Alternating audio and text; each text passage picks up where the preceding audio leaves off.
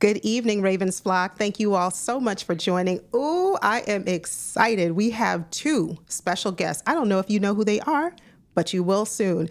They are here to talk about these Baltimore Ravens, give their thoughts, share their opinions, and I want you all to chime in because we're about to have an awesome show with our guests here joining us tonight. Let's get it. You know you're here. Let's talk Ravens with Yolanda. Let's go.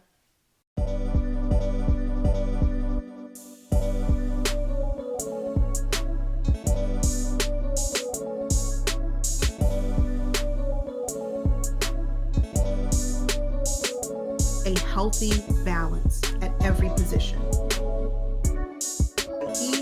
If they brought in Derrick Henry, because the Ravens aren't serious. Derrick DeCosta's make or break season, off season.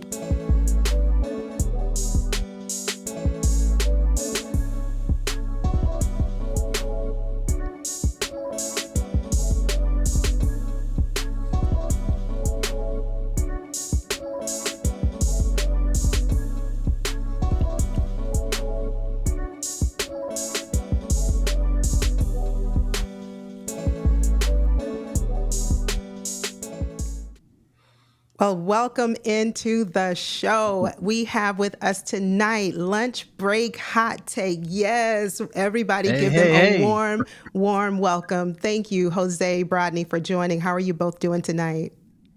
Doing great. Thanks for having us. Awesome. Yeah, Brodny, how are you? Doing well. Again, thank you for having us here. Excited to be here. Yes, I'm so excited. Let us know in the chat. Did you know who the mystery guests were? When you saw the thumbnail, did you know? Let us know. Put it in the chat. 1 for yes, 2 for no. And I'm really happy because these two, along with Hendo from the Rogue Pod, they are the ones who really kind of inspired me to get started on this YouTube journey. So thank you both. And if you're watching, he just popped in. I was about to say to Hendo, if you're watching, thank you too. I appreciate it. We will have them back on. But for tonight, we came to discuss the Baltimore Ravens. They didn't do everything wrong this offseason. There are some things that they got right, and that's what we're going to talk about tonight. But before we begin, I want to give a warm welcome to everyone who has already joined in the chat.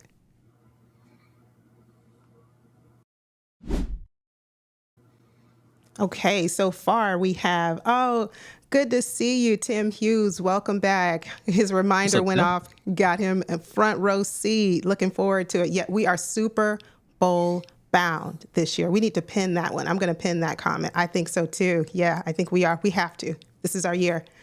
Hey there, B squared. Yes, YOLO. Let's get it. Let's go. That's what we're doing. Yeah. Also, you and I had talked about Marlon moving to safety. Did you see where he said, I know we talked about that before, and he's a weapon. He's so far, he's looking good. He's out there in training camp, just, collecting interceptions. He's out there collecting them. Okay. We have Big Reg, host of Big Boy Talk. Good evening, Reg. Thank you for joining. Just who I was speaking about moments ago, we have Hendo from the Rogue Pod. Hendo, thank you for joining. Thanks for being here. Salute, Hendo. Excuse me. Tonight we have with us Just Tornado. Hey there, how are you? Thank you for being here. Thank you for joining us. Well, gentlemen, I want to just dive right into these topics because we're not going to be here 2 hours. We can't do it. Hashtag no 2 hours. Hashtag no 2 hours. Hashtag no 2 hours. So the first thing I want to ask is, how did the Ravens improve this year on offense this offseason? Well, okay. Not sure. We're very critical of them on the offensive side of the ball. Defensive side, I think they're doing an excellent job. Right? Offensive. Yeah. Maybe with the O-line, I like that they drafted Rosenstruck, right? Well, not Rosenstruck, Rosengarten. Rosengarten? Is that his name? Yep. Rosengarten. I was going to say Rosenberg. In the second round. So we need help with the O-line. We have some guys that are unproven. Now, it could be one of those things where we don't know about them, but they know about them, right?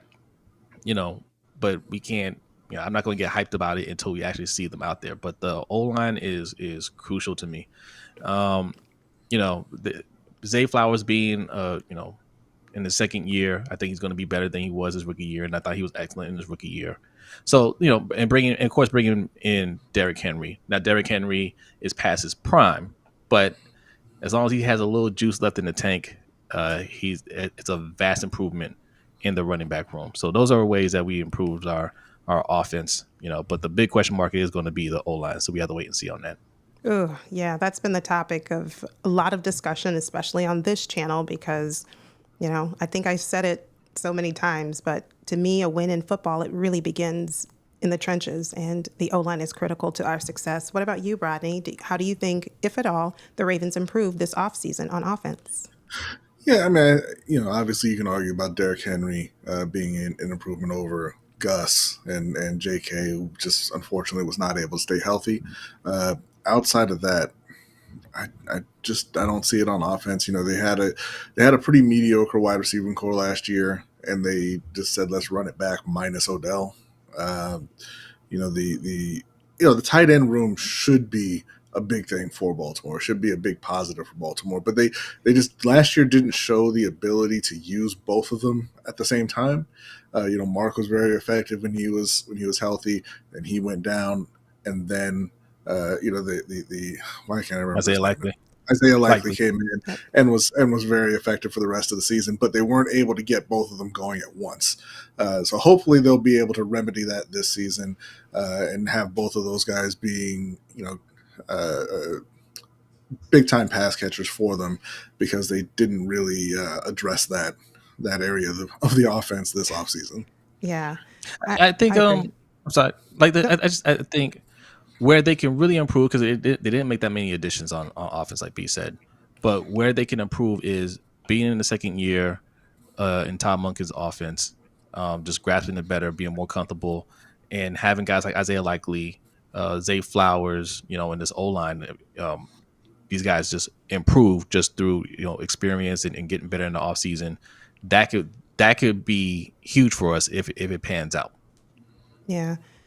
I agree with you both. I think we didn't do a whole lot on offense, but I'm going to believe that Derrick Henry is going to be healthy, number one, and he's still, like Jose said, has some juice left in the tank, and it would be wise for us to continue to utilize him or to start to utilize him and continue to do so, even when we have Keaton Mitchell return, just because I don't want Keaton Mitchell to be rushed back and then have a setback due to his injury. So, but on offense, I think where we improved, for some reason, I was really high on Roger Rosengarten. I wanted another offensive lineman to be drafted as well alongside him, or a wide receiver, but it didn't happen in the first round. I figured that, okay, we'll take Roger Rosengarten. And when we drafted him, I thought, as I watched him give his interviews, I said, he reminds me of kind of like the persona of Tyler Linderbaum. No nonsense. I mean business. And all indicators that I've heard, he's doing pretty good out there. So that's what I would say. But I have another question for you based on your response, Brodny. Where do you think the issue was last year for offensive line for us? Do you think it was pass block or run block? Oh, I think it was pass blocking for sure. Now they did improve over the course of the season, and by the end of the year, they were pretty decent. But early on, especially, they struggled a lot protecting Lamar. And when you have a team that doesn't have great wide receivers and doesn't have great pass protection, the passing offense is going to break down more often than not, because you're going to say, hey, this play, okay, Rashad Bateman was open, but there was pressure. Okay, this play, the pocket held up, but nobody got open, or somebody, dropped a pass or something like that. So, something's going to go wrong, more often than not. But like I said, towards the end of the season, I thought they gelled, fairly well and they were playing better. But now, you're coming back with, I would say, 4 question marks on the O-line because, obviously Ben Cleveland, Voorhees, and Rosengarten haven't been starters in the league. And then Ronnie Stanley, they say he's healthier than he has been, but, we'll see if he really holds up and what level he gets back to this season. Yeah. Good point. What about you, Jose? What do you think our weakness was on the offensive line last year? Well, yeah, I mean, like we said, like offensive line and just the wide receiver core. And it's crazy because you look at it, the 2 seasons that Lamar had, his MVP seasons, wide receiver core, you had a rookie wide receiver both times. Hollywood was rookie the first time, and then it was just a core of players that just weren't good enough. And it was the same thing this year, right? His best wide receiver was Zay Flowers, a rookie. Odell just wasn't the player we wanted him to be, and Bateman didn't really show up. I mean, we can theorize why that was. He was open more often than we give him credit for or whatnot, but he just didn't produce. And those were the issues. Just not good enough wide receiver core. The offensive line, they did get better towards the end, but the main thing was the head coach, because even with all that being said, we were dominating teams. We were the best team in the NFL and get to the playoffs. And that's 100% on Harbaugh. You got away from our identity, something that he always does in the playoffs. You want to be a run team. Defense held up their end of the bargain. We didn't run the ball.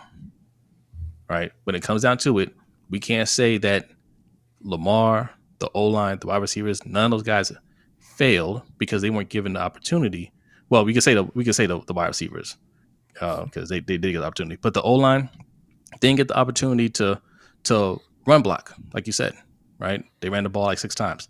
The running backs didn't get a chance to show what they can do in our biggest game, and that's on the coach. Yeah, for sure. Definitely. Speaking of Zay Flowers, just something came to mind. What is it that you would like to see from him this season, now that he is going into his 2nd year? I think, me and B both think he's going to be a star. All right. We don't give credit. We don't like to project things onto people. So when we say they need help at the wide receiver position, we believe that Zay Flowers can be that guy, but he hasn't done it yet. So in the meantime, we still want, more talent on that side of the ball. But we really think Zay Flowers is going to be that guy. Yeah, he's going to be a great target for Lamar. Yeah, I think the thing that I would want to see from Zay Flowers is him just running in a straight line more often. He tends to dance around. He tends to try to do too many jukes, too many spins.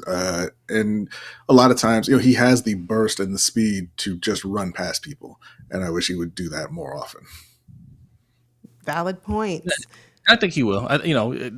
Rookie, you get those rookie jitters and you're trying to see what works in the NFL, what doesn't. I think he'll settle down more this year. Yeah. They're looking like Peter Warwick. What I would like to see from him is just a little bit more maturity when he's on the field, because the taunting penalties in crucial moments, I think are important. Clean that up.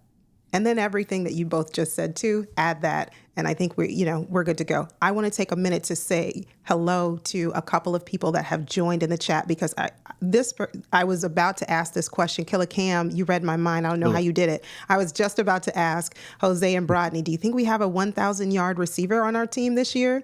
But Killer Cam got to it before I did. But we'll get to that in a second. I just want to say hi to Tanja for joining. Good evening, Tanja.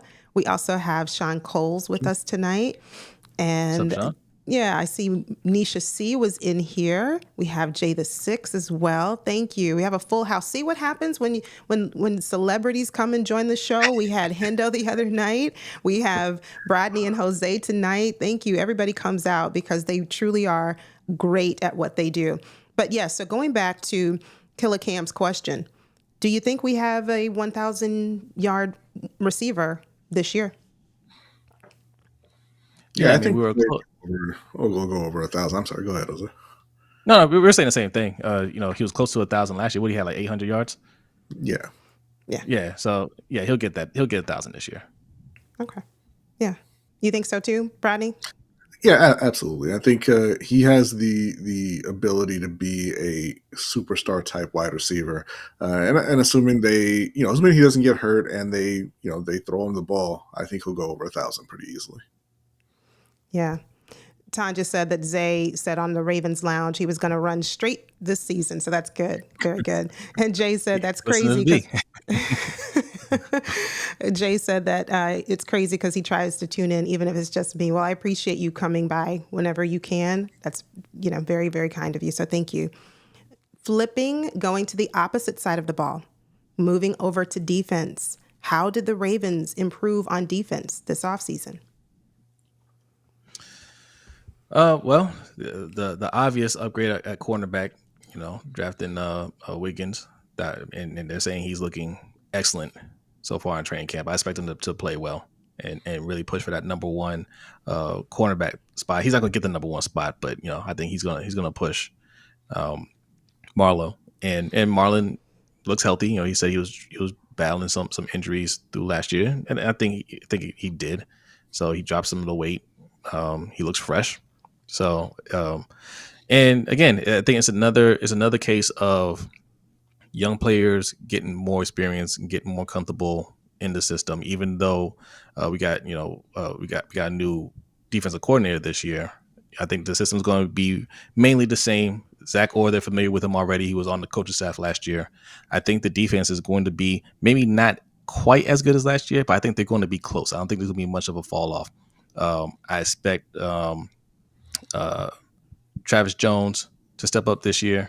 I expect Owe and Odafe to step up this year. Yes, I know you want to hear that, Yolanda, but I think this is the year for Owe. I think this is the year. I'll reserve my comment until after. Brodny, how do you think the Ravens have improved on the defensive side of the ball this offseason? I think they're going to take a step back defensively. The main reason being, they did lose some good players, obviously, but they did their work in trying to replace those guys. Like you said, with drafting Nate Wiggins and TJ Tampa, bringing in Eddie Jackson, going out and signing some edge rushers and things like that. But I think the main problem for them is going to be losing all of that coaching experience and kind of starting off at square one, because it wasn't just McDonald. They lost both their all of their high level position coaches, really. Yeah. So it's almost a whole new staff there, and I think that not even necessarily that those guys are going to struggle, but it takes a while to just kind of grow into the role. Like it took Mike McDonald that first year to grow into being the defensive coordinator. They blew a lot of leads that first year with Mike McDonald, and then after he got that experience, he came back and they were the best defense in the league. So I don't expect them to be as bad as they were under that first year with McDonald, but I do think they'll take a step back this season. Let me ask you this. Do you think, in considering what you just said, Brodny, do you think that there could be a level of continuity instead of a drop-off simply because Zach Orr played the game, whereas Mike McDonald had never played the game? Do you take that into consideration too? I think that it won't be a disaster in part because of that, because he played for Baltimore. He has been coaching for Baltimore. But the big thing for me is he's going to be calling the plays into something he's never done before. He's never been in those situations and making the call in those situations. And, there's just going to be growing pains like there is for any rookie, whether you're talking about player or coach. You go through situations you haven't been through before. Sometimes you come through well, sometimes you make mistakes and you have to learn from them. Yeah, absolutely. I think one thing that's going to help that, to help mitigate that a little bit, because B is absolutely right. I expect that. Right. But Kyle Hamilton, Roquan Smith, Justin Madubuike, right? Like you have those leaders on every level of the defense to help in those moments, because they're out there playing the game and they've seen a lot. right? So even if Zach Orr may not be calling the right thing, may not be putting them in the right position, somebody like Roquan could say, "Nah, that's not the look. This is where we need to be," right? Or even okay, we might be a little opposition here. Kyle Hamilton could say, "Hey, watch out for this," kind of lead the the other guys that aren't as experienced. I mean, he's not as experienced either, but he's mastered the game already. So those three can really help settle things down for Zach Orr and make his job a lot easier. Agreed. I think those three players, and I'm going to add Odafe Owe into this. I'm just going to slide his name right on in there. But those three players in particular are going to really be the anchors for the defense. And whatever insight that those players have, I'm hopeful that Zach Orr takes it under advisement. I know coming in as a first-year defensive coordinator, you want to build chemistry and connection with your players, and that's important. And listening to them, allowing them to explain what they saw on the field, why a certain scheme wasn't going to work, or why a certain, having certain players in respective positions might not be effective in this particular play. That's important to get their input. And I hope that Zach Orr actually listens to them. So that'll be important. Sean Cole says, "I'll say it for you, Yolanda. Go get Matthew Judon." I'll address that really quickly. I saw today on, I think it was X, that Matt Judon was just sitting on the side, and their new head coach came over, tried to have a talk with him. We don't know what was said, but tried to have a talk with him. And the next thing you know, you see Matt Judon walk off while the coach was talking to him. And instantly I thought, come on. I was about to respond, but I didn't. Come back home now, Judon. Come back home. But I didn't. What did you two think about the possibility, or maybe the thought of bringing Matt Judon back? I'm not a fan of it. I didn't want him to go. Let's be clear about that. I was against get rid of Judon and Yannick Ngakoue. I wanted to keep both of them. We traded for Ngakoue, and we didn't re-sign him. I wasn't happy about that. Wasn't happy that we didn't re-sign Judon. I thought he was, our best defensive player at the time, and but we did that. We drafted Owe. We drafted Ojabo. So they have to play, right? We spent some high draft picks on those guys. We picked up the 5th-year option for Owe. It's their time. And if you have money, because Judon cost money, he got paid. If we have money to bring in Judon, then we have to have the money to bring in an offensive player. Okay. So that's where the money needs to go. If there's money to be spent, it needs to be on the offense, not the defense. Yeah. Yeah. What do you think, Brodny? Possibility of bringing Matt Judon back? Yeah, I kind of agree with Jose on this one. He was at the top of his game when you let him go, right? And he had about 28 sacks over the course of 2 years in New England. Was a contender for Defensive Player of the Year. And now he's coming off of one of his worst seasons. He played in 4 games, only had a couple sacks. He's 31 and is probably on the downside. Not that he can't play anymore, but I just don't want to see Baltimore continue that trend of, you know what, we don't really want to retain or pay guys when they're going to be playing their best. We'll take a step down and then hope that they don't, continue to get injured, or hope they don't decline as much as we think they might. And like Jose said, you have to, at some point, you use the 1st-round pick on Owe. You used the 2nd-round pick on Ojabo. You've now used a 3rd-round pick on Isaac, right? You have to let them play and see what they have. You can't continue to bring in veterans to play over them. And again, like Jose said, if you're going to finally spend some money, why not spend the money supporting your franchise quarterback, who is the reason you win games? Yes. Thanks. Yes. 100% agreed. And I see it in the chat, or maybe I didn't. Maybe it's just me wanting to see it in the chat, willing someone to say it with me. Bring in Brandon Ayuk. I know that that's a far cry from reality. I know. He costs too much money. But that's the move. I know he cost too he much doesn't cost too money. much. Yes, yeah. That's the argument. He cost too much. We'll have to give up too much. We have to give up picks and pay him. God forbid we have to pay for talent Yeah. on the offensive side of the ball. We Yeah. do it on the defense all the time. That's a small price to pay to get Lamar some help.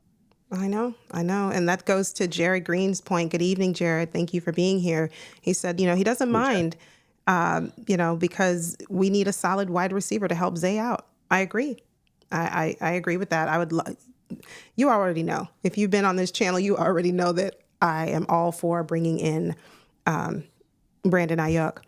Want to ask, what position group is the most complete on offense for the Ravens? As it stands right now, we're not bringing in Brandon Ayuk as of today, but what's the most complete offensive position group? Tight end, probably tight end. Like I feel comfortable about all of our tight ends that we have there. Running back, running back is I mean, outside of quarterback, obviously, right? We can look at running back and say, look, we got Derrick Henry, and when what's his name comes back, Keaton Mitchell comes back, that'll look pretty dangerous. But we do have questions about Derrick Henry, right? Derrick Henry has hit 2 milestones that are major red flags for running backs: age and the amount of carries, right? He's hit that golden number. What is it? How many carries is it? 1,800. He went over last year, and of course he's over 30 now. Yes. So, those are 2 big no-nos for that position. So we expect to see a decline naturally. How much of a decline? That's we're hoping it's not much, but history shows that you tend to go, fall off the cliff after those 2 things happen. So there is some doubt there. I think tight end, there's no doubt. We have 2 very good tight ends there. And I think we're fine there. I don't think there's any question marks. Okay. Brodny? Yeah, I'm going to disagree. I'm going to say it is the running back room because the doubt in the tight end room isn't in the players, it's in the coaches in terms of their ability to use the tight ends that they have effectively. Running back, we expect Derrick Henry to not be King Henry, but I don't think he's going to be completely washed up this season. And then, you have Keaton Mitchell, who showed he's a very electrifying player when he's on the field. Justice Hill is he's Justice Hill. If somebody can teach him how to even get a finger on an incoming defender when he's trying to block, he'd be a pretty valuable running back. But they also brought in Rasheen Ali, who looks like he has a little juice as well. So I think they have a good mix of running backs. I think they have a lot of talent there. And like I said, I think the problem for the tight ends is just the coaches figuring out how to utilize them. So I'm going to say running back. I'm going to have to agree with Jose. I think it's the tight end room. And you made very valid points, Brodny. Can't even argue them. Whether we utilize the tight ends properly, I know under Greg Roman's system, we employed more of the 2 tight end sets. We need to see more of that. But how do we do that effectively if both Mark is healthy and he's ready to go? Same thing with Isaiah. And don't forget, Charlie Kolar is back there, who's been making a splash. He's been making a name for himself this offseason. So yeah, he was solid. Yeah. He's solid. So we need to be able to utilize all of them in rotation. But, coming up second, Brodny, I would agree. Coming up second, I would say the running back room. Sean Coles. I didn't say Combs. I said Coles. I'm just going to call you Sean. How about that? Is that okay? So it doesn't sound like I say Combs, but it's Coles. But Sean said quarterback. Earlier, I saw a comment where you said QB. Yeah, about the QB room. We touched on it with Hendo in the last stream. My concern, and I'll certainly hear from Jose and Brodny, my concern is our backup QB. Mm-hmm. What's Josh doing out there? He's to me, he's putting our wide receivers in harm's way. But what do you think, Brodny? Yeah, no, that's why I wouldn't say the quarterback room is particularly good as a whole. I mean, obviously Lamar is one of the best players in the league, period. But when you take into account the guys behind Lamar, I mean, let's just be honest, they can't win without Lamar Jackson, right? And a big part of that is they haven't really taken the time to invest in getting a good backup quarterback. Other teams have, and when their starters go down, they're able to kind of keep things moving, keep rolling. When Lamar Jackson goes down, he said it's Josh Johnson, it's Tyler Huntley, or whoever it is, and things come to a screeching halt.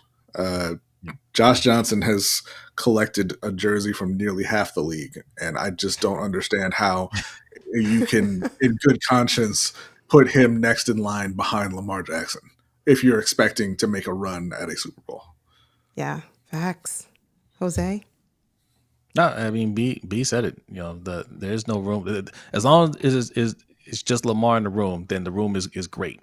But as the other quarterbacks enter the room, then it's not looking so great.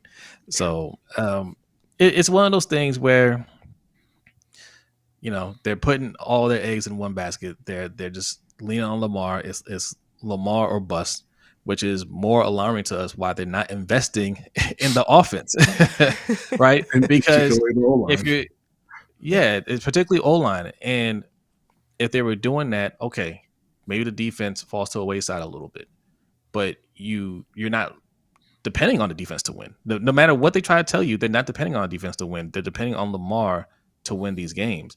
And if you have these at least the protection, if nothing else, a protection in place, it makes it a lot easier for that to happen. And even if something were to happen where he were to miss a couple of games, you soften that blow by having those things in place, right? You look at the 49ers, they went to the Super Bowl with Brock Purdy and Jimmy Garoppolo because that position doesn't matter as much when they're stacked everywhere else, offense and defense. And yes, you could say yes because he was on, you got Brock Purdy on a rookie contract. Jimmy Garoppolo wasn't on a rookie contract.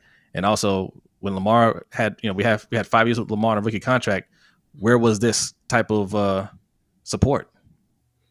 Yeah. Very valid. Very valid. What are your thoughts? Hendo brought this up in the last stream. What are your thoughts about Ryan Tannehill? He's still out there in free agency. I mean, that should tell you everyone's thoughts on Ryan Tannehill right off the bat, because if you look at a guy like Daniel Jones, right? Daniel Jones has never been as good a quarterback as Ryan Tannehill. Daniel Jones has never even had a what we would call a solid season as a starting quarterback, and he got paid $40 million a year.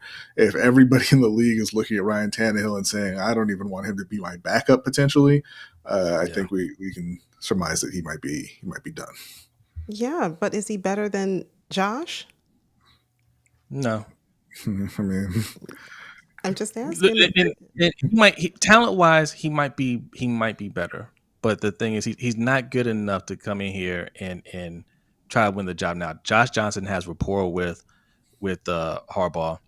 He knows the system. He knows if he has to be in the game, he's not going to play like how he's playing now in training camp, right? Like Coach says, the defense always starts out hot in the beginning of camps. That's no matter where, no matter what level, like that's just how it is. The defense always starts out hot, and then the offense starts to catch up. Josh Johnson, if he's called upon, will understand his role. Got to protect the ball. Don't try to go out there and do anything silly. Now, is it going to be good enough to win? Probably not, because again, we rely so much on Lamar Jackson. But he won't look as bad as he's looking right now. Yeah. I mean, Ryan Tannehill. Okay. I said the other night, I'll take Snoop back. Honestly, that's where I stand with it. I mean, I'll take Snoop. Thanks. Osmond said that his concern with the running backs is the blocking ability of Hill, Mitchell, and Ali, especially with blitzes. What do you think of that? Yeah, I mean, we have to give Ali a chance, and Keaton Mitchell also. He didn't play a ton last season, and they were, obviously he was a rookie. Ali is a rookie this year, so I don't think we would know for sure with them. Justice Hill should never be put in a position to block anyone. Right. Yeah. I think we can all agree to that. Yeah. What do you think, Jose? No, same thing. With Henry, that's fine.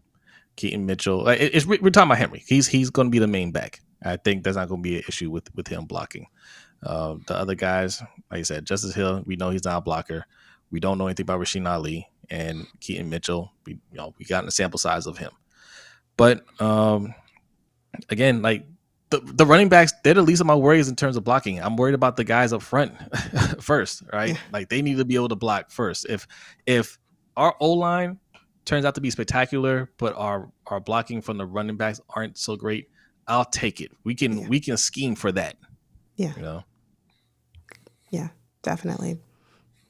What position group on the defense is most complete to you? Secondary. Yeah. I say secondary. If you want to break it down further, I'll just say safety. But the secondary as a whole is stacked. It's the best secondary in the league. It was last year. I think it will continue to be this year. Yeah. I was going to say definitely safety. Linebacker. Not anymore. It doesn't matter how you feel about Simpson. Like he hasn't played yet. I mean, he played that one game against the Steelers, which he looked good. Again, sample size. Right. I need to see it and to see if he's able to put it all together this year and see how complete we can be at linebacker. Name one player who is, flying under the radar, so to speak. Not a whole lot of buzz about the player, but you really think that they have a chance to be successful this year. Offense or defense or take your pick. Take your pick. Well, we mentioned Zay Flowers. I mean, people love Zay Flowers, but we really think he's going to be really good. But somebody floating under the radar.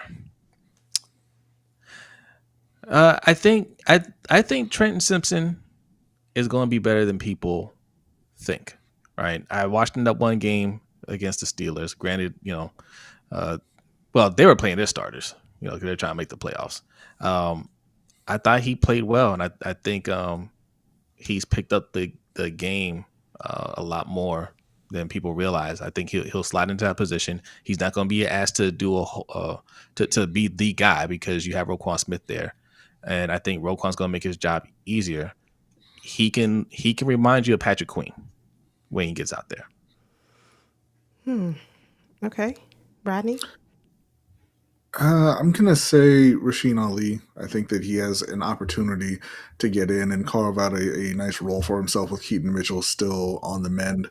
And, watching him in college, he looks like he has some ability there. So I think that, if I had to pick one person, I would go with Rasheen Ali making I wouldn't say a huge impact, but coming in and being a pleasant surprise next to Derrick Henry while Keaton is still out. Yeah, I can see that. I can see that. These rookies have to really be ready and adjust to the speed of the game quickly, immediately. There's just no, the margin for error and the learning curve. It's just not there. The expectation is, hey, we drafted you. You need to be ready because at any moment your number can be called. So Rasheen Ali, let's go. Tez Walker, let's go. If he's needed, let's go. And, it's go time for them. So Sean said Roger Rosengarten. I don't think Roger Rosengarten is flying under the radar or has. I think he's one of the most, in my opinion, he's one of the most highly anticipated players, especially because we had such a need on offense this year. And he is the only offensive lineman that we took. So for me, I don't know that I think he flew under the radar or is flying under the radar. I think he's kind of like front row center, spotlight on him. But I guess I should mention, speaking of under the radar, I forget the guy's name. We drafted another edge rusher later on. Do you remember who it was? Let me look. Adisa. Yes, Adisa Isaac. I'm gonna give him an honorable mention just because my man Chris just joking, okay, from the Deep Cover podcast, is very high on Adisa Isaac, and he said he's going to turn some heads. So I'm going to mention him. That's somebody that could get into the rotation and do some damage possibly.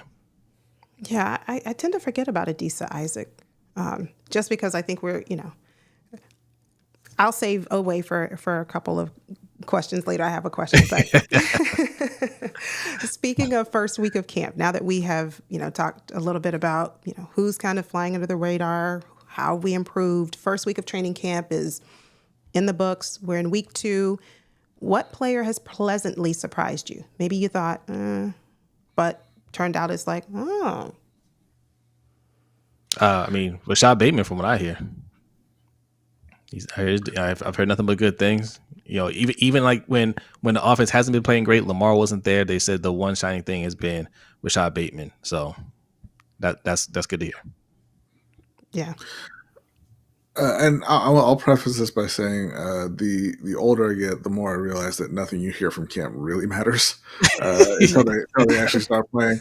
But I will say Andrew Voorhees, who is a guy who was a 7th round pick who hadn't played at all, who apparently has kind of I won't say locked down that starting guard spot, but it looks like he's out in front and is probably going to hold on to it. So that's a pleasant surprise. Had no idea what to expect out of Andrew Voorhees. It sounds like Ben Cleveland may have lost his job already, and so it's nice to at least say, hey, they look at Voorhees and say he's doing well enough that we kind of trust to leave him there, and then we can go put out the fire on the other side. Oh, yeah. I don't know how I feel about that yet. I don't know how I feel about that yet. I told B, I said, if you get this guy who's been hurt often in college, didn't play a snap of a football last year, comes in here off an injury and takes a starting job. I don't know if that's a good thing or a very bad thing for the offense, right? So I'm hoping there's at least some competition there because Ben Cleveland has been here for a while. The spot play that he did last year didn't look bad, so I'm hoping. I'm not saying that Voorhees could just be a huge surprise, and he is that good, when he's healthy. But I don't know. He's locking down starting position already, and that doesn't make me feel great. I gotta see how he plays in the real game. Yeah, we'll see. I'm gonna take a few comments. We had Tim Hughes said that he had to pause for daddy duties. But he's a little bit behind in the stream. That's fine. But he doesn't believe that Derrick Henry is going to drop off at all. He thinks the numbers will be better because the defense can't focus. Defenses can't focus on him, and that's good. That's good. That's the hope, Tim. We hope that now with Lamar Jackson pairing him with pairing Derrick Henry with Lamar Jackson, we're hoping that that's going to be a very deadly, lethal combination. Right? We hope so. So that's certainly the goal this year. Osmond says he agrees with the names that we mentioned, but just to say another would be Tavius Robinson. Yeah, I think Jose said Tavius Robinson was his player. Is that right? No. Trenton Simpson. Trenton Simpson. That's what I said. Simpson. Okay. Tavius is a good one. Yep.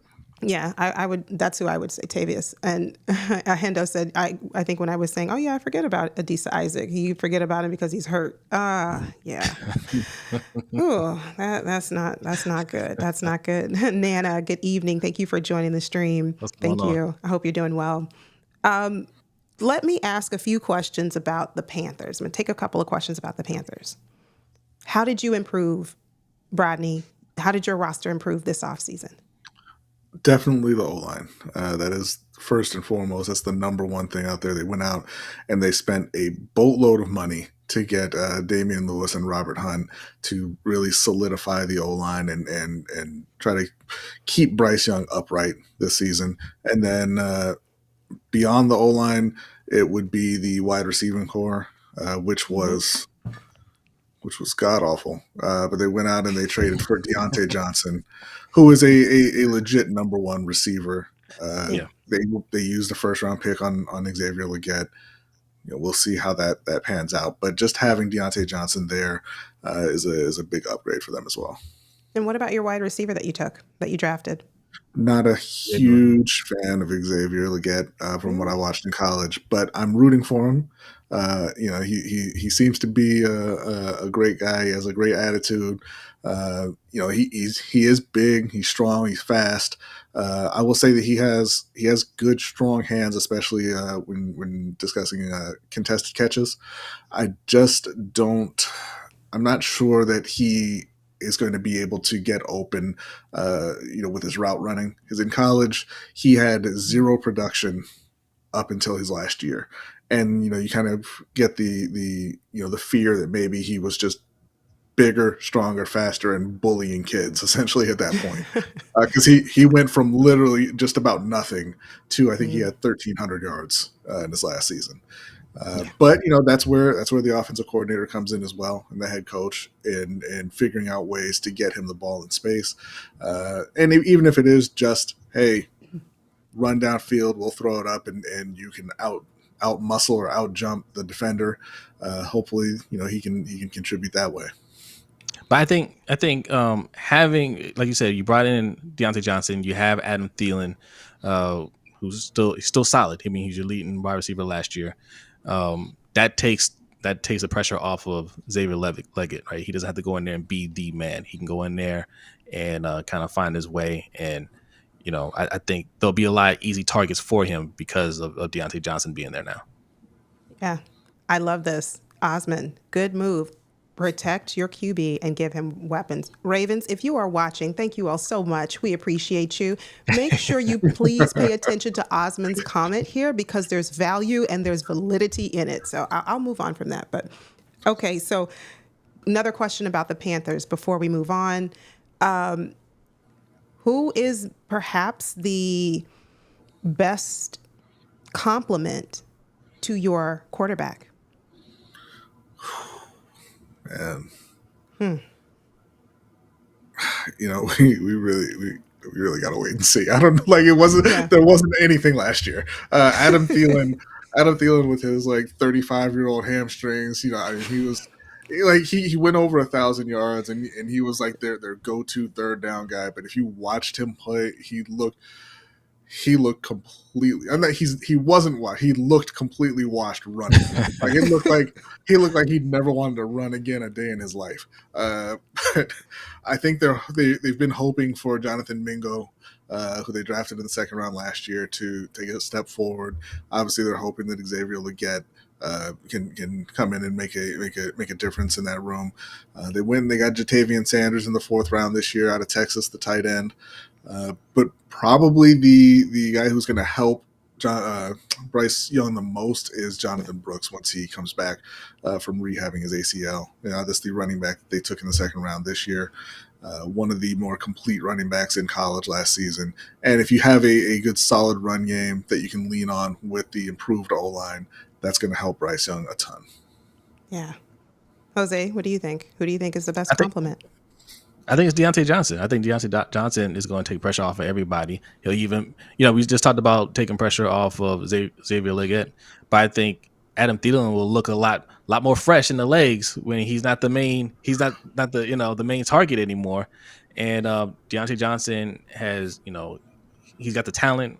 He's got the veteran experience, and he can bail Bryce Young out on some, when he's pressured and the throws aren't 100% on target, right? So a lot of things that we say about the issue that we have with Lamar's wide receiver core is, Bryce was going through that last year.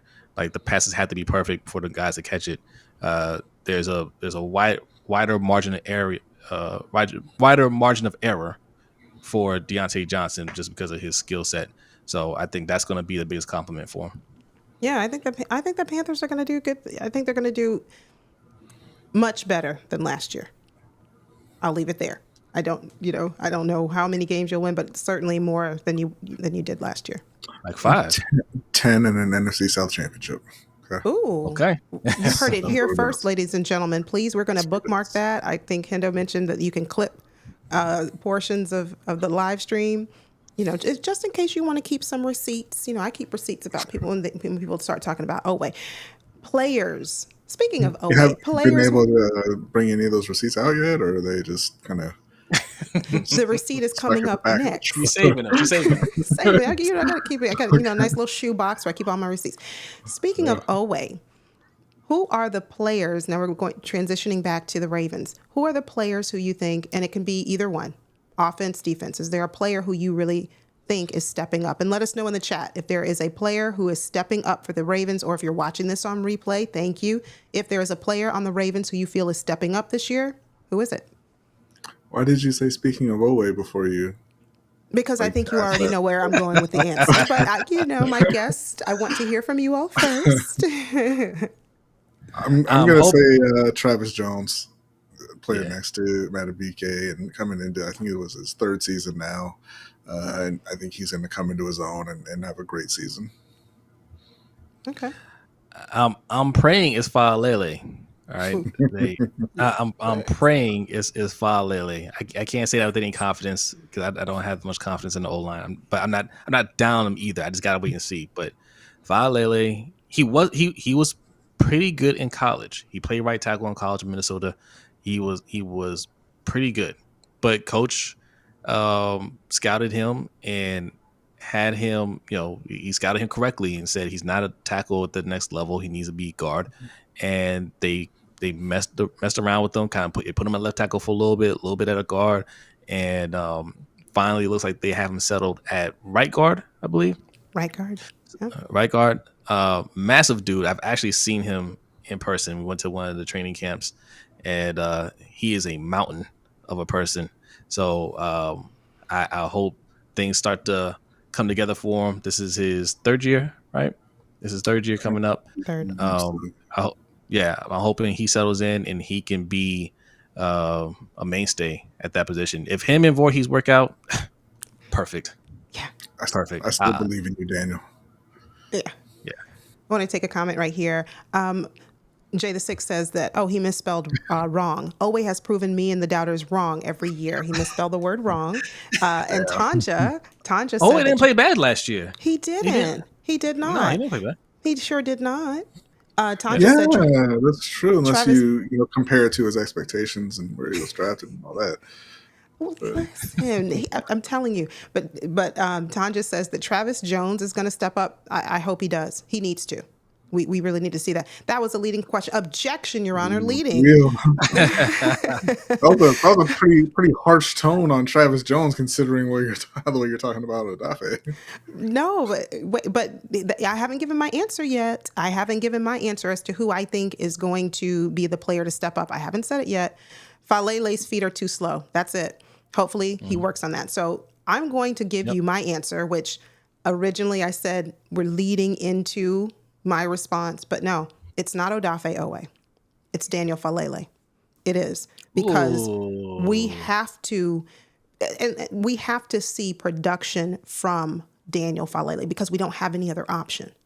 If it's already been determined this early on, and Brodny said it best, you really can't judge a whole lot from the off season and training camp. It shows you one thing, and then regular season comes, and we see something totally different. Right. So there is that understanding that right now this is good evening, coach. This is just a small glimpse.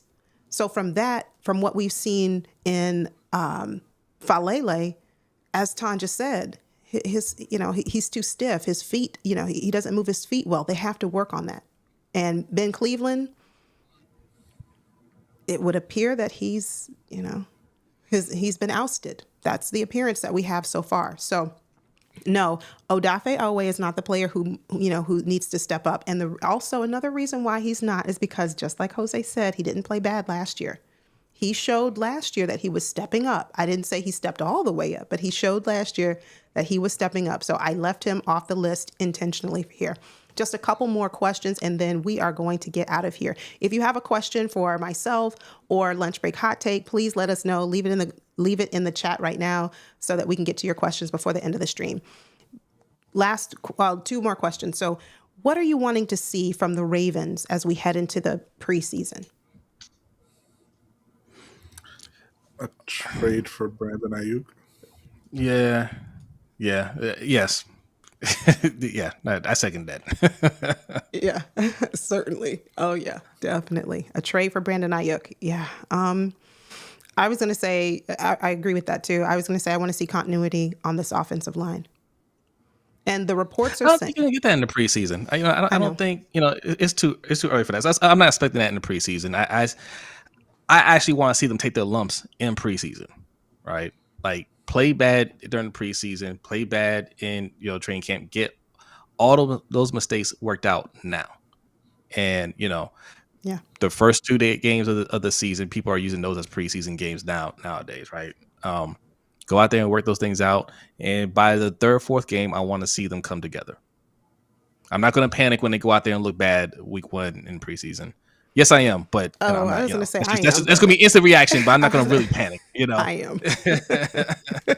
I am because you have my QB one back behind you. You're like, I need. He's not going to play in the preseason. I know. I'd like to see it though, but I know he won't. He won't. But still, no concern for Josh Johnson's life. I see. No, we have time left on the clock. We can still make a move. I think Lady Laura Baltimore said, she's like, listen, just watch them cut Snoop. And I said, please cut Snoop. Please let them over there cut Snoop so that we can get it back. Or DTR? No, I'll take Snoop. I'll take any one of those guys. Yeah, seriously. So, Tim Hughes, I want to take his comment real quick. Almost win a bunch of games for you. Yeah, that's true. It is true. Before I get there, Big Reg showed last year that he decided to eat more jersey than grass. That's not nice, Big Reg. I thought we were trying to, say nice things about Owe because we really think that he's going to show us something special this year. Tim says that he's from Alabama and he's sorry. I was never a Bryce Young fan, though. His mama would say he was crazy about that. I like Bryce. I do. And I hope that the Panthers do right by him.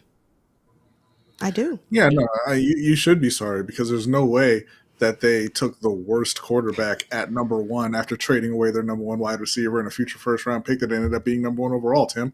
All right? He was the guy. Speaking of, he just got a brand new deal. Yeah. So. Did you see that? I did see that. It's still in Chicago. Okay. Yeah. Sean Coles. He said, my only problem with the Ravens is the Kansas City Chiefs. That's actually the next question, the last and final question for tonight. Who wins game 1, Baltimore Ravens or Kansas City Chiefs when we head over to Arrowhead? Kansas City, and I think that they win by double digits. I'm back and forth on this, right? Because Kansas City right now is the better team, but because they are all about winning Super Bowls, like really about winning Super Bowls, they don't take the beginning of the season seriously, right? They really slow roll their way into the season and they pick up steam. They know exactly what they need to do to win a division. They know what they need to do to get to the playoffs and win in the playoffs. They're not worried about the first few weeks of the season. They're not. So we could catch them sleeping, just like last year. The Lions caught them sleeping. The Lions they were one of the top teams in the league. It turned out, and they didn't. I don't think they caught them sleeping so much as they caught them Kadarius Toneying. Yeah, I mean, like I said, I think they could. The Chiefs aren't going to put their all into this game. The Ravens tend to really show up in big games during the regular season. John Harbaugh is great for that. You're a top team. We're the game of the week. Yeah, we'll put on a show. We'll win that game. Make the Ravens fans feel good. We'll sing his praise and everything. It's the playoffs that we have a concern with, and the Chiefs are the opposite. They're not worried about these type of games. They don't care how they look against anybody. They're going to win enough games to make to the playoffs, and then when they get to the playoffs, they're going to show you exactly what they're about. We have to overcome the Chiefs. Yes. There's no other way to say it. We have to, and I don't just mean game 1. We have to be ready to overcome the Chiefs postseason. They're not going away. They saw that they had deficiencies at wide receiver. They addressed it. And they're showing you that, we're here to, we're seeking this three-peat. The Ravens now, they have to show that they are ready to make sure that doesn't happen. I think you're both forgetting the Hollywood Brown revenge game. That's going to happen week 1. Yeah. Revenge games are undefeated in the NFL. Look it up. Proven stat. I'm going to take a couple comments, and then we are going to say goodnight. Tim Hughes says he thinks that we're going to have the best defense in the league again. Yeah, that's something that we touched on earlier when we talked about how our defense has improved this offseason. And we don't, and the consensus was there might be some drop off, maybe, but it won't be significant. It won't be so much to where, we're just, whoa, these Baltimore Ravens are terrible. No, I think we'll still be, we'll still have one of the better defenses in the league, but certainly that secondary is very scary.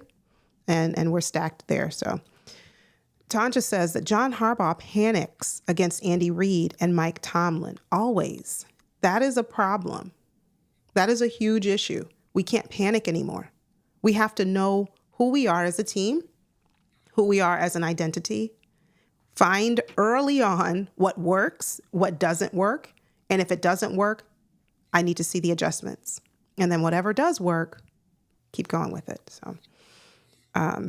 But one final question. Didn't I say that earlier? See, this is why I tell myself, don't say one final question. Don't say one final thing, because then I start to think and I'm like, oh no, I don't live by that very well. But, one final thing, Brodny, who do you play? I'm going to share my screen real quick to bring up the Panthers schedule. And I want you to tell me who wins game 1 for the Panthers. Okay. Carolina Panthers. Here we go. 2024, your regular season. First game, your season opener. At New Orleans. Carolina wins. Ooh. We're just going to clip quite a bit of what Brodny had to say tonight. Okay. All right. Okay. Carolina wins. You could try, and you're gonna bring it back on the same show you bring out them Oweh receipts. I have a feeling. This is gonna be a good year for Oweh. I'm telling you, you guys. Okay, those last two words are key. It's gonna be a good year for Oweh. It's gonna be a great year. Not just a good year in general. Yeah. What would you? How many sacks does he need to have a good year? So again, are we talking about a good year for Oweh? Like what we would expect from Odafe? Well, just in general, because like Clowney, you think Clowney had a good year last year, right? Like he had like 9 sacks, I think. Yeah. Like if he did that, I'm saying with Oweh being a first round pick, and you drafted him to be the lead pass rusher, you have to have 10 plus sacks. Ooh. You have to. Yeah. Okay. I don't think that's really on the table for Oweh. I would say if he gets to 8, I would be thrilled if I were Baltimore. Yeah. But I just don't think he's not living up or hasn't lived up to the draft status. And that's not his fault. He didn't draft himself there. But he just hasn't produced like a first round pick. He has 13 sacks through 3 seasons. Like, I mean, you didn't have to bring that up, Brodny. I mean, it's true and everything, and I appreciate your fact, but that just sounds real bad. It sounds real bad, but things are going to change. I wonder why it sounds bad. Because it is bad. That's why it sounds bad, because it is bad. But I'm telling you, we are going to do. I've said it on the show before. I'll say it again. We are going to see how Oweh does. Maybe do a temperature check mid-season and. I'll come back and I'll tell you, we are halfway through the season. We are, 7 games in, 8 games in, 9 games in, whatever. And when I come back with a great big smile on my face to say, do you see? He is on pace to have 8 sacks. We're going to do it. Clip that, please. I think 10. I think go higher. I think it's going to be 10. Here's my concern for Odafe Oweh in what you're saying right now, right? You've got David Ojabo. People think he's good. You've got Kyle Van Noy, who kind of turned back the clock a little bit last year. He played really well. You have Adisa Isaac, who you just drafted, who people are high on. You have Justin Madubuike, who was 10-plus sacks last year. You have Travis Jones, who we all say is going to be a breakout guy, right? You have Kyle Hamilton, who moves all over the formation and likes to rush the quarterback, and he can get him a few sacks. Always going to get squeezed out in terms of the numbers. I don't know if I quite agree with squeezed out. I think Oweh might No, that's fair. It's not going to take that much effort. So it's possible, right? But let's go back to my original question, right? Like, if it's he's not getting the sacks because of just the scheme and because of other talent that's there, he could still have a good year, right? Like we knew Judon was that talent without the sacks, right? Like we knew he was that guy. We didn't need to see double-digit sacks, which is why I thought it was ridiculous we got rid of him, because as soon as he went to the Patriots, he was a double-digit sack guy, right? Yeah. Like it's possible for Oweh to show that, you know, he's got. I'm not saying he's going to be Judon, but he's gotten up there, you know, without the sacks. But Judon was still leading the Ravens in sacks, and like you said, you knew that he had that ability. He was an all-around player. What I'm saying is, I think that if those other guys are what, you know, Ravens fans think they are, Oweh is just going to be lost by the wayside. Like not that, oh well, you know, he's still going to be leading and the numbers will just be a little bit lower because they're spread out. I'm just saying those other guys are going to surpass him. Okay. That's why I'm going to keep my number at 8 for the season, for the year. And let me put a caveat. Let me put a proviso in there that I did not say last year. If Odafe Oweh remains healthy all season, and if Odafe Oweh plays and does not miss a game all season, I expect him to have a minimum of 8 sacks. Less than half a sack a game. Okay. He's going to do it. He's going to do it. And stop it, Hendo. No worries. He'll get at least 10 whiffs. That's so bad. That is so terrible. Question for you, Brodny. Yes. Can the Panthers please do me a huge favor? Please. Can you please make sure that you beat the Bengals when you play them? I think, what is that, week? Wait, let me go back. I think it's week 4. Week 4. Why would you even ask that? That's 3-1 right there after week 4. I'm asking as an ACF North, AFC North. And I hate to tell you too, they're looking right past Cincinnati at that huge revenge game with Chicago. Okay. Yeah, I know. But just have that. Call your people over in the Panthers headquarters and just, you know, hop on the phone with them and express that you really would like out of your schedule. Please make sure it is a win. It's at home Sunday. It's at home Sunday, the 29th. I'm going to circle that one. Just beat the Cincinnati Bengals. And the reason I say the reason I say that is because in the AFC North, every game matters. Every game matters. And I mean, I'm sure that's true throughout all of the NFL, right? But it just seems like the AFC North, it comes down to the wire. One game could change the seeding. One game can change home field advantage. That one game. So if you can be that one game, just do that for me, and I'll leave it right there. I'll tell you what. You probably don't have to worry about it. Like, you look at Joe Burrow. Joe Burrow don't look really interested in football. Yeah, T. Higgins is upset. Joe Burrow dyeing his hair blonde and shaving it off. Like, you're probably fine. Now that's a question, right? Like, the Bengals have a lot of talent. Are they going to be that team that, like, they just don't deliver? They can't live up to the expectations, because the expectations should be high, right? Mm-hmm. And I don't put much stock into training camp. Right, like, he can look bad right now, but get it going when the season starts. But, you know, when you have guys that are a little disgruntled, you know, your organization isn't the best run organization.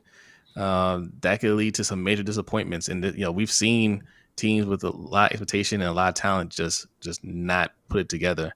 But they've had success. They've been to the Super Bowl. We haven't been there with Lamar. That's the other thing. So, like, you know, I'm curious to see how they're gonna put it together this year. But I'm not worried about the Bengals when we play them. I don't care who's out there. We can beat them.